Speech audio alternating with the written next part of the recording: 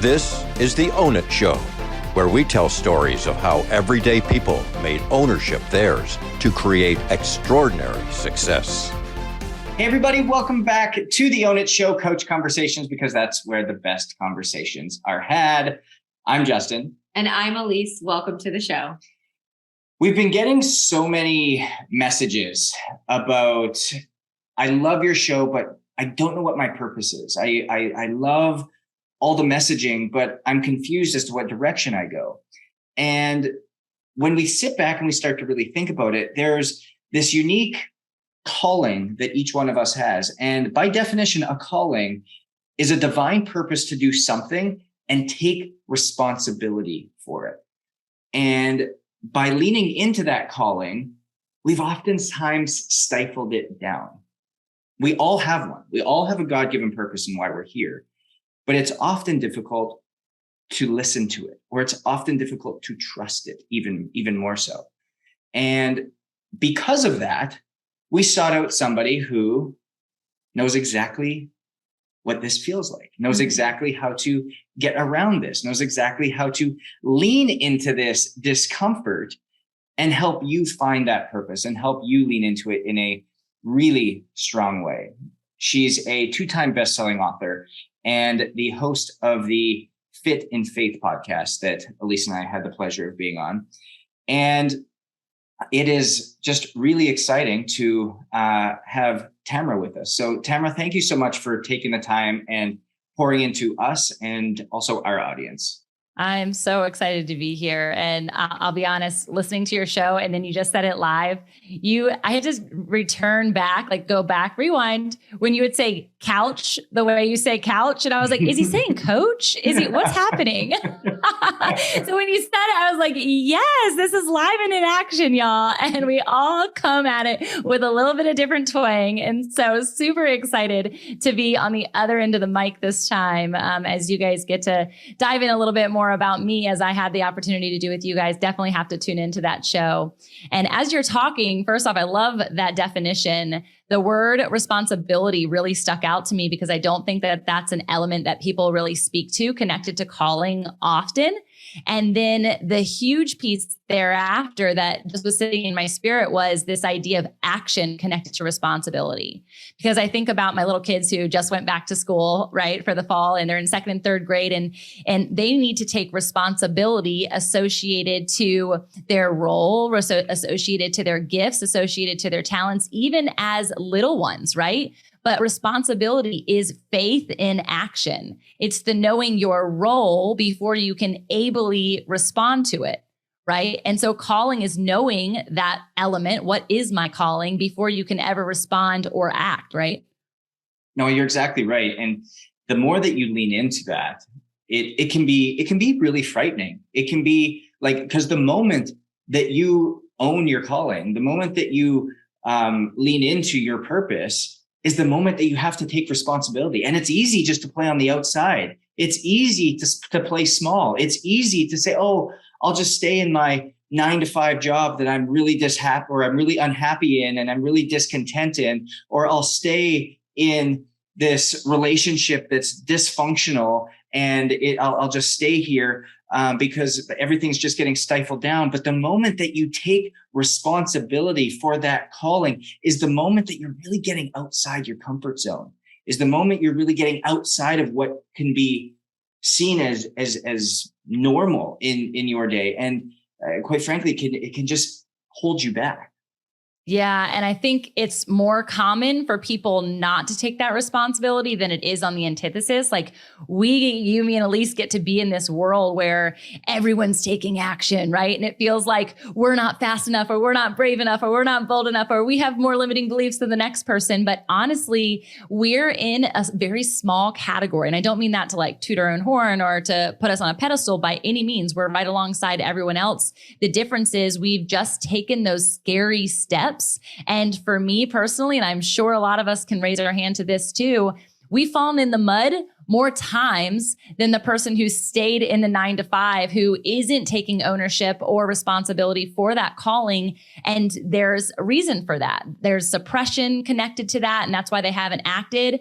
when I finally had, let's say, let the cat out of the bag, open Pandora's closet, if you will, to my own calling, I had so much junk to work through before I could ever say yes to that calling. I wasn't mature enough. I wasn't capable enough. I wasn't, in my perspective, worthy enough. My faith in my God tell me differently, but I truly sat in this place of, oh, SHIT. There's no way I'm going to be able to get out of this boat, right? There's no way I can walk on water. And yet there was this knowing that you know, this I can't turn the light off on this specific fire. This ember is not going anywhere. And if I don't address it, it's going to consume me. And I don't want to be consumed in the wrong way. I wanted to be able to be a fire for other people to be ignited by. But it took that internal work before I could. Well, thank you so much for sharing that with us. And it's a great segue into my next question, because you're someone who so clearly lives in what we call ownership. And you actually said it, you just said it right now, is that it's a very internally driven life. It's a very purpose driven way to lead. But a lot of people have a journey to figure out what their internal purpose is and how they shift their perspective and their mindset and fully step into that and live from a purpose-driven way. Can you share with us your journey on how you got there? Because you talked about it a little bit, how you were like, oh my gosh, there's so much work I have to do. But Take us on your journey. Tell us your story. Yeah. So I tell people bit by the entrepreneurial bug when I was little, even though my mom kept a really clean home.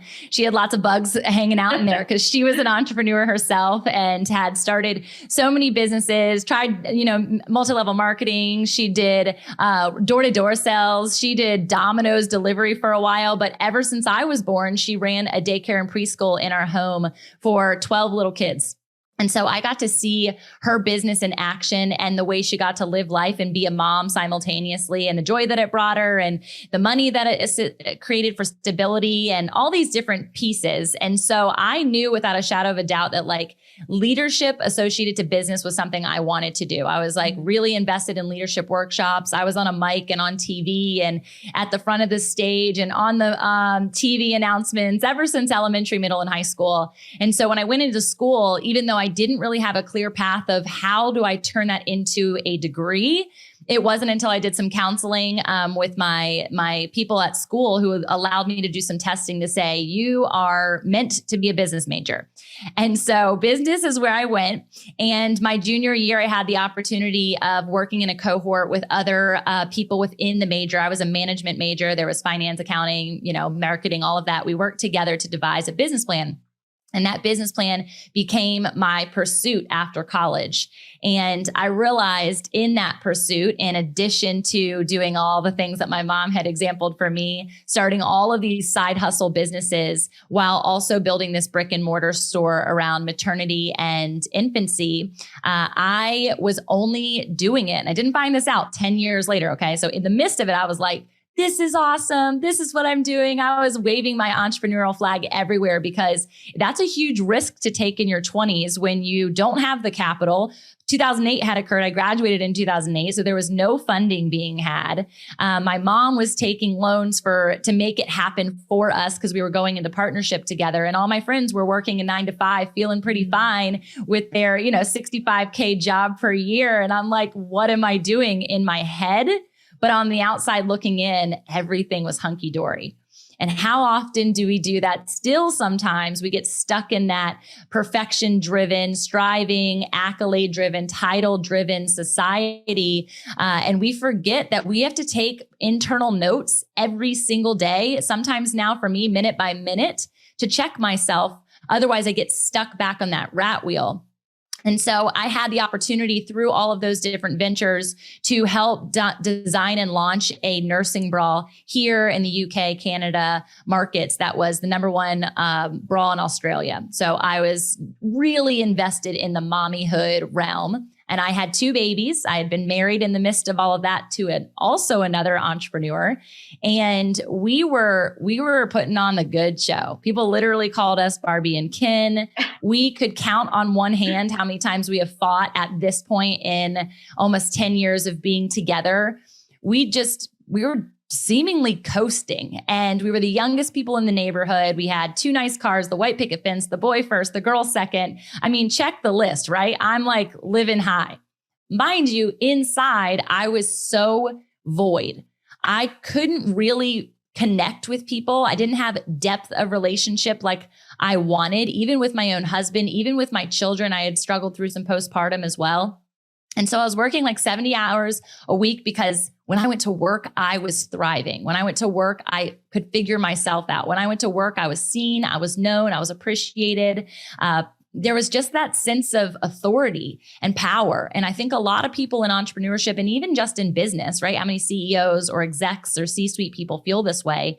They're feeling confident there. But the moment they walk into the places of intimacy, like their home or even perhaps their bedroom, they're feeling lifeless.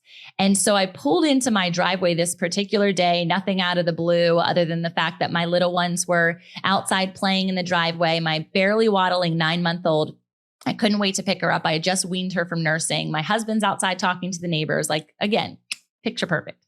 And I pull up and I can't wait to hug my daughter. And instead of her waddling over to me, she waddled over to my husband after having been with him for several hours.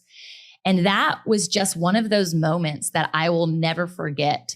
And I had a choice in that moment to go and still pursue her or go and give my husband a kiss or go and hang out with my son who did want my attention, but took my bags, took my computer in, and I went right into the house. And I call it my tombstone moment because I had this moment of clarity where if I was to die in that moment, I was going to have a tombstone with etched lies on it that weren't really the roles I was playing. They weren't even really, they were roles I was playing. Let me change that. But they were not roles that I was standing in integrity within. I didn't feel that I was really showing up for them. And so it was a couple of days later that I had my whole life crash before me. My husband had discovered that I was standing outside of our marriage in both emotional and physical experience with someone that I was working those 70 hours with.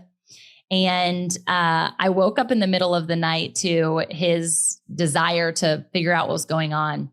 And within 24 hours, I was at my keyboard trying to figure out what was wrong with me. I was in a huge state of depression. I had such anxiety that just immediately blanketed me. Everything that I was feeling on the inside for years was now on the outside. I couldn't smile anymore. I was feeling completely void of life. I had lost all sense of responsibility. And that word integrity was just literally flashing in front of me. Like, who are you? And so I was at my computer looking to be like checked in somewhere because that seemed like the only option. I had nowhere to run to, no one to talk to. My husband at the time was still just, devastated, as I'm sure you could imagine. And so it was a crazy turn of events. But the biggest thing that I did was I went back to that tombstone moment and I said, who do you want to be? Who is it that you prayed for when you were little? Who do you example now? Who are your mentors?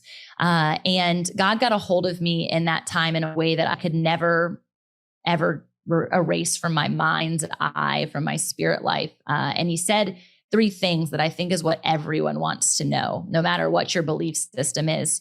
You want to be seen. You want to be known.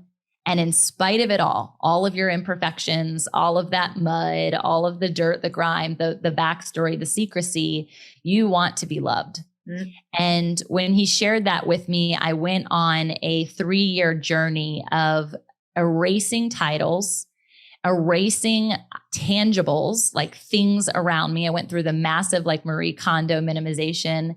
I went in to discover what motherhood actually meant to me.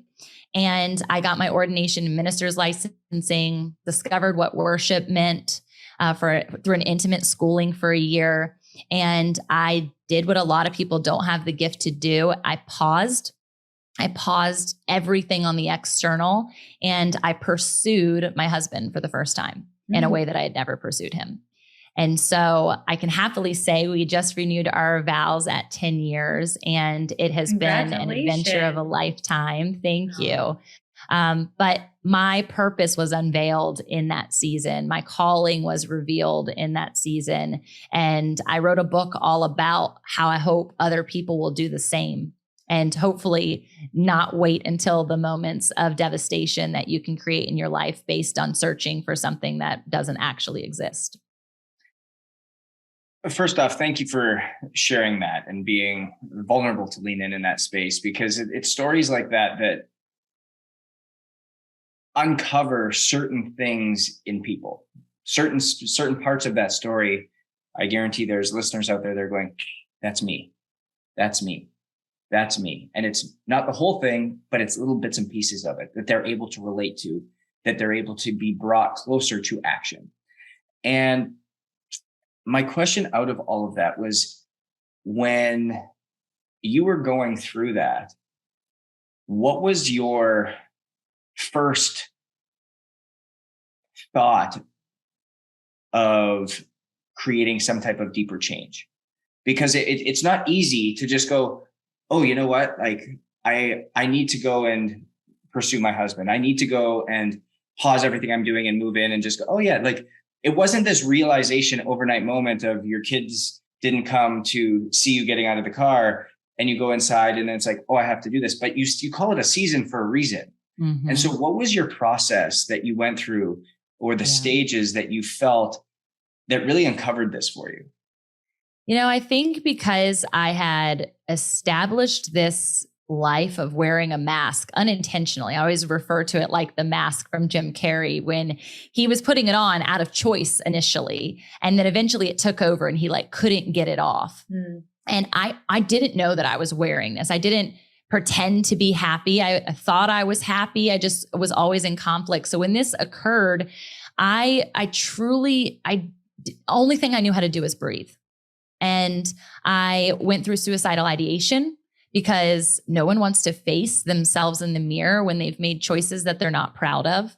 I didn't brush my teeth in the mirror for 3 months. I literally was in the bathroom, like just in the bedroom, brushing my teeth. I couldn't make eye contact with people. I was so inside of my own shame. Meanwhile, my husband and I were going to therapy multiple times a week. We went into hundreds of thousands of dollars in debt, as you could imagine, with both of our businesses. And the biggest step that I took was this understanding that I could not live for other people's applaud anymore. And when I stopped living even for my husband's applaud, and I started understanding what makes me want to applaud myself, what makes me happy, not for other people, not for the expectations of others, not for the expectations of society, not for that picture perfect experience. I had to learn about family dynamics and family roles and the roles that I was playing with my own parents and siblings. That was hard. But one of the revelations that occurred, because I didn't quite understand why, that was the question I was always asking. I was like, why would I choose this? Why would this be the life that I'm living? It's totally outside of every other element of who I am at the core. And I ended up finding a therapist who, within 2 sessions, asked me if I had ever been sexually abused. And I said, no, not that I know of. And she gave me this book that she encouraged me to read, which was about being a sex addict, which is interesting because I could also count on a few hands just how many people I had been with. So that didn't seem right. And within the 2nd chapter, I fell to the floor in revelation of memory that came back. And this is where I encourage people who have any sort of addiction, who are in any element, even of recovery after addiction, who have never gone back to understand trauma and what trauma actually does and how we act after we've experienced it. Because I had just my life transformed before my eyes. The life that I thought that I was living on the exterior was now no longer visible to me. And all I could see was this broken child, this broken little girl who had been exposed to so much so early. And she was acting out of a place of fear, but also out of a place of comfort, because it was the only place that she did feel seen, known, and quote unquote loved. And it was based in what other people projected on me as what my role was as a woman. And so what does that mean for the person who's like, whoa, I can't relate to any of that, but I am in a place of desperation, or I am in a place of desired change, and or you've experienced crazy depression, anxiety, or suicidal ideation. My biggest pursuit and for other people was to be honest, was to stop telling all the little white lies that we tell ourselves to mask whatever fear it is that we have. If you want to go back to even just the lightheartedness of like business or entrepreneurship in this conversation, why do you want success? Why do you want to discover your calling? Is it for other people? Because if it is, it's not for the longevity of you on the internal. And so when I think about your show and I think about ownership, I think about owning who you are before you ever own a calling, because they're different things. Calling is the pursuit of everyone outside of you. It's the pursuit of your purpose here on earth in connection with everyone. But ownership is your emotional intelligence. It's your peace. It's your love. It's your calmness. It's your gifts and talents that then you get to put together in this beautiful package to pursue your purpose. It's beautiful. It really is. And you're speaking my language right now. You're speaking to my soul, as well as I'm sure many of our listeners. You know, this journey that you've taken us on is so clearly a reflection of how so many people live today.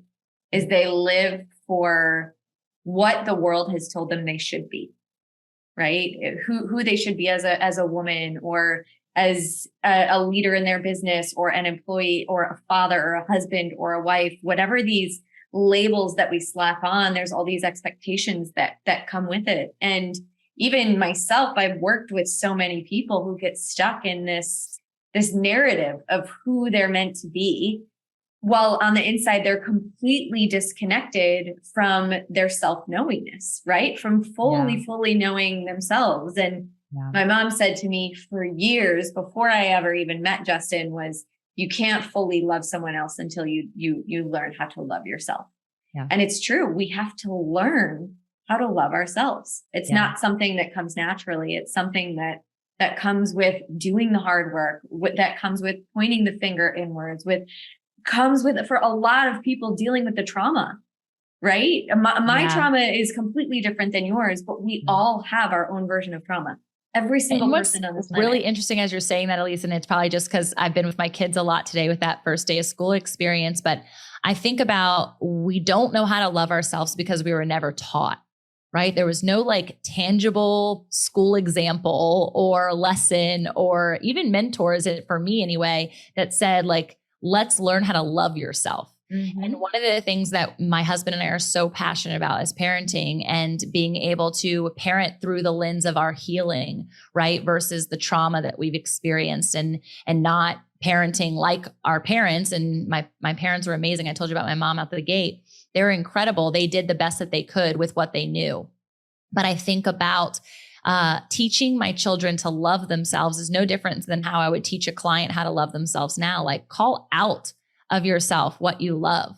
When do you ever sit in a circle? You might tell somebody what your strengths and weaknesses are, right? A lot of people will ask that when you're getting to know someone, especially in an interview process. But what do you love about yourself? And so we'll sit with our kids and we'll have them not only say what they love about themselves, but they'll go around to our family one at a time. They have to make direct eye contact, no distractions, and tell them what they love about each other.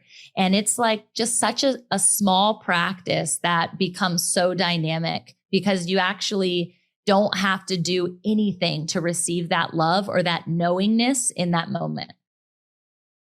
Yeah, that is amazing, and such a powerful way to lead, to parent, to teach your kids how to love themselves, right? And I'm sure those people who they're walking around to within your family are learning something about themselves as well, right? It's not only an impact on your children, it's an impact on anybody who's participating, which is amazing. One of the things I'd really love to dive into with you, Tamra, is, for somebody who's been through it, for somebody who's had the experiences, for somebody who's dealt with the trauma, and for somebody who's so clearly connected to what their own purpose is, What's a piece of advice or a few words you can share with our listeners who maybe might be on that cusp, right? Where they know that there's something deeper. They know that they're in that void. They're picking up, they're connecting with a lot of what we're saying here. What's something you would say to them to kind of help nudge them one step further? Yeah, this is a fun conversation for me because I think about this experience, which was just a couple of months after everything kind of spiraled out in our home. And I was sitting out back with my husband. He had his feet propped up on the outside table. The kids were taking a nap. I really wanted to be sleeping. That was a coping mechanism, by the way. I would sleep a lot back in the day, like 3-hour naps, 12 hours a night as an adult. But I knew the investment and the importance of being present with him. And so I was sitting there and he said, so now that like you're feeling a bit, lighter, a bit freer, like we're in pursuit of goodness at this point in the nucleus of our home, what are you passionate about? And that question just almost knocked me out of my chair. And I said, I have no idea. And he kind of like almost choked on his water and like leaned in and was like, we just spent our life savings on your businesses. You're not passionate about any of it. And I sat there in like crazy silence, which is rare for me. And I just said, I don't have an answer. The only thing I really loved was the people. And he said, well, that's a massive passion. People is a massive passion. And when people are going into pursuing, whether it's a business, whether it's just, I want to live more on purpose and I want to feel more fulfillment, I often have them do an activity, and it's going down and listing out all of your passions. And passions could be something as simple as hobbies. It could be something as simple as something you did when you were little that when you do it or you think about it, brings you joy, but you haven't done it in a really long time. And then also to make sure you have the same mirrored list of pains. And this is where a lot of people get it wrong. They think their purpose is only established in what they love to do and their passion. But you didn't walk through all of that trauma. I didn't walk through all of that pain to suppress it and put it to the bottom of my junk drawer and hide it and then go out and do exactly what I was doing before. Because people see me from the outside looking in, they're like, wow, you've had such success. Wow, you like are traveling all over the world. Wow, you have a great business. Wow, your family's beautiful. Blah, blah, blah, blah, blah.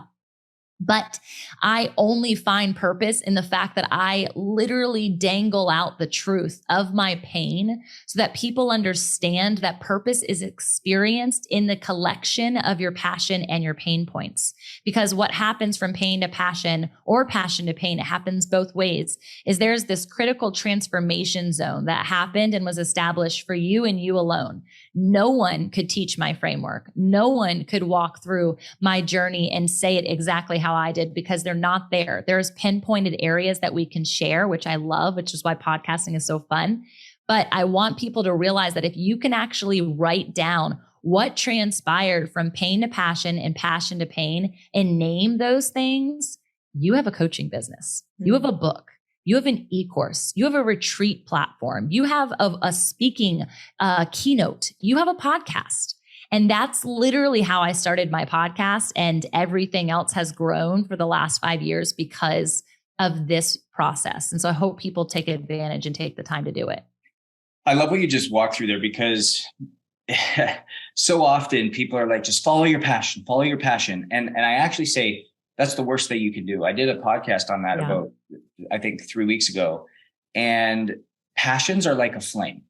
They're a flame that are just standing out there. And the moment that if you're only leading through passion, the moment you come against adversity, the moment you come against something difficult, the moment that it fails once, you get one no, the flame gets blown out and you'll go another direction and you'll change. But the moment that you mix passion with pain, that passion that exists with pain, that's when you have taken that flame and you've created a candle. And the candle is what sits and is steadfast and it burns brightly and it's protected and it's in this space because it's now in service of something deeper. And passion plus pain is your purpose. And that's super powerful. And so listeners out there, I really encourage you to take Tamra's framework that she just talked about and write down that list of passions, write down those lists of pains, and identify where there's some crossover, where there's things that meet, where there's, when you're looking at something, it hits you right in the soul. And when you're trying to figure out what that purpose is and to figure out what that service is, think about what breaks your heart. And that's where you put your attention. And the moment that you can leave into that is the moment you become alive, is the moment that you feel this little spark inside of you. And it starts with a spark. Everything starts with a spark to be able to turn into what eventually becomes this burning inferno. I want to ask you, Tamra, when you go back and you talk about this, would you say that the mask that you were wearing was stealing your ability to live in that purpose and divine calling? 1000%. I had no real points of self-reflection. There was a lack of humility. There was a self-righteousness element. I sound like a terrible person. I was actually super fun, and you would love me just as much as you love me now. But I just didn't know myself. And we're literally called to know thyself. And so the mask was just literally so imprinted that, like I said, I didn't even have depth to my own relationship with myself, and let alone that with other people. And so it's been incredible to have friendships that I can experience true life with. And that's the highs and the lows. And as you were talking, and I was thinking about even in relationship to relationships, my marriage, when you were talking about the pains and the passions, if I was just really passionate that my husband was hot, and like he is, and he was just really good at certain things, that would go away. There are hardships connected to the love that we have. There is such depth in his weakness. I become his strength, and vice versa. That's what marriage is supposed to be about. And I am just as passionate about his passions as I am now about his pains, because we share those together, and I don't have to do it alone. So I hope that there are people listening realize that you don't have to carry shame associated to those pains, because that was the breakthrough season for me, when I realized that I could omit shame, that it's not something that completely goes away. My mission is to obliterate shame and activate purpose. And the obliterate thing, I don't know if it's going to happen here on earth, but I'm in pursuit of it. But I want people to recognize that shame is actually your superpower. And if you can allow people into those secret areas of your heart and your soul, that's where flames are ignited. Because I can come in and I can help heal, and Elise can come in and she can help see in a different lens, and Justin can come in and he can help ignite that ember in a new way. And that's where connectivity, connected to ownership, is really important. That's where all our power comes from, is by truly turning inwards and digging deep and sifting through that shame and that pain. Yes. So Tamra, from somebody who has so clearly owned who they are before stepping into their calling, from somebody who so clearly lives in what we call ownership, what would you say is your definition of ownership? I'd say ownership is always becoming. And this is this knowing that, just like purpose, there is no definitive space. There is no one size fits all. There is no checkbox. I will always be on a journey of ownership to knowing and finding who I am. And if I'm not pursuing that process of becoming, then I have become the masked version of myself that I never want to be again. And so if you want to own you, you have to learn and discover who you are, and then share that person with the world. Yes. I love it. And you've done such a great job of becoming into your own self and understanding that, and now pouring into others. And I know you have a new book coming out, The Joyful Entrepreneur, and really discussing what it means, like what it takes to be that joyful entrepreneur, the journey that you're on. And can you talk a little bit about the book's purpose and how it was created, and what our listeners and everything could gain from that book? Yeah. So joy is something that I feel like if you can step into connected to ownership, and not only is it a gift that everyone has access to, it is unsurmountably my most favorite place to exist because I get to play there. And I think play is something that's missing when we think about ownership a lot. We make it really serious. We make it like, oh, I've got to do this thing. I've got to own who I am. But what if owning who you are is like cartwheeling into your next event, or, dancing a little more, or just playing with your kids on the ground, like building Legos again. And so when I think about the joyful entrepreneur, joy being one of the biggest things that people ask me about on a consistent basis, it became the infusing of my passion into our business. And so joyful is this idea that you don't have to just be the business entrepreneur that everyone is expecting of you. You can also be the passionate side. And this is an anthology collection of 20 other authors. And we're talking about the power, the presence, and the principles of existing as a joyful entrepreneur and how we blend our faith and our business in order to experience joy every single day. So people are sharing their testimonies, but they're also sharing their exact tactics to how they build teams of joy, how they build experiences of joy, how they've made monetary gain based on their joy, which is an element of prosperity that all of us should be experiencing and feeling that element of abundance. So I'm super excited about it for people to get their hands on it as not only just a good read because I love storytelling, but also because it is going to be so applicable for you to be able to embrace everything we've talked about today and own your opportunity to be a joyful entrepreneur. I love that. It's something that I think everybody needs more of in their life. And joy is a powerful world. Joy is a state of being where happiness is an emotion. It's something fleeting, but joy is something that is truly felt in the soul. It's where it starts. It's where it comes from. It's where it's initiated and where it's fostered. And the more that we can focus on that true joy, you can be joyful at a funeral. You can be joyful at your lowest point. It comes back to this.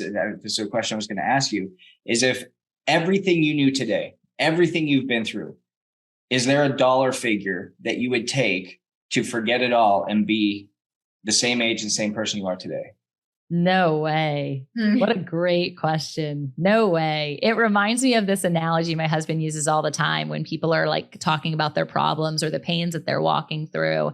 And he says, while you might in this moment want to give it away and wish yourself into another season or into somebody else's situation, if we were all to sit around a table and we were to write down all of those pains of our lives and passions and put them into a center box into the middle of it, you would want to take your own box back. Because as you're listening to my story, you're probably like, oh, I don't want to go through that. Right? I'm so glad we didn't fight that battle. I'm so glad I didn't have an experience like that when I was a child. Right? And so I think through that and I'm like, you're so right. Because when I hear about people who have dealt with like chronic disease or cancer stories or things that I can relate to empathetically, but I've never walked through, I want my own box back. And that sounds crazy because when you're in that dark place, you're like, anywhere but everywhere. I mean, obviously I was thinking about not being here.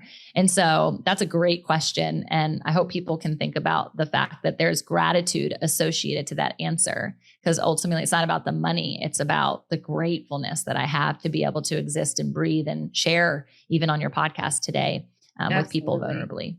And to live the life you're living right now in such a connected way. Yeah. So Tamra, if our listeners want to learn more about you, where can they connect with you? Yeah. So I am on every social media platform, basically. I hang out most on Instagram. Love to chat with people in the voice memos over there. So you can send me a voice memo. I'll send you one back.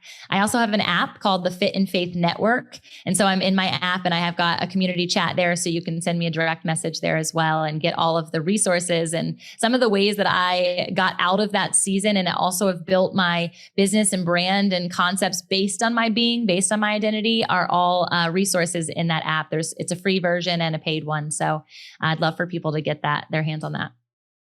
I love it. So listeners, I encourage you to take action. I encourage you to lean in and go through these exercises. This is learnings that Tamra's gone through, that I've gone through, that Elisa's gone through, that we're downloading to you to be able to expedite some of these journeys and to eliminate some of the pitfalls and the stop in that pit stop in hell, if you will. And I heard this the other day, and someone said, if you're going through hell, why would you stop? Because you're going to get out at some point. You just got to keep on going. And if we can expedite that in any way, it's about looking at what you're passionate about, but then also understanding that your pain is a gift. And you turn your pain into your purpose. And so when you combine your passion and your pain, you can find that much easier, and you can then go and take action and move forward, because we all know that we want to be seen, we want to be known, and we want to be loved. And as we can figure that out, as we can get through that, we don't necessarily have to be at our tombstone moment before we're able to actually lean into that, before we're actually able to lean into what our God-given purpose is to create change and ultimately realize our significance over our success, because we know success is different. So you can own your different. And we'll see you guys next week.